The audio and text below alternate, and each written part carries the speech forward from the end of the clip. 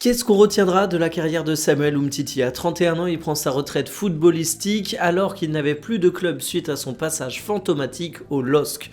En fait, à Lille, c'est simple, en 2 ans, il a joué seulement 13 matchs, autant vous dire qu'il était complètement disparu dans l'infirmerie.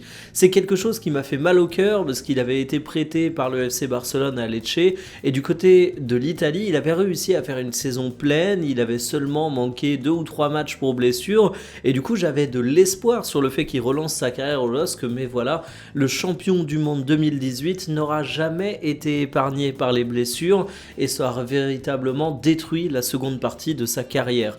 Samuel Umtiti, on retient de lui son but face à la Belgique, c'est un véritable héros français. Il a disputé cette Coupe du Monde en partie blessé. Beaucoup disent que c'est justement ça qui a coûté la santé de son genou et les blessures qu'il a ensuite traînées à répétition, mais malgré tout, moi Umtiti, j'ai envie de retenir le positif. J'ai envie de retenir le fait que c'est une légende de l'Olympique Lyonnais, qu'il a apporté beaucoup de bonheur aux supporters de ce club, qu'il a ensuite réussi à s'imposer au Barça, ce qui est vraiment pas donné à tout le monde, qu'il a apporté une Coupe du Monde à la France et qu'ensuite ça a été plus complexe, mais que le mec n'a jamais lâché, a toujours essayé de pratiquer le métier qu'il aime.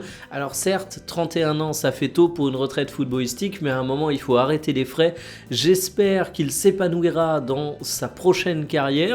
J'espère qu'on le verra également dans le foot parce que je pense que c'est un mec qui a une énorme cote de sympathie en France, qui est posé, qui est intelligent, qui a du recul sur les choses. Son parcours lui en apporte forcément.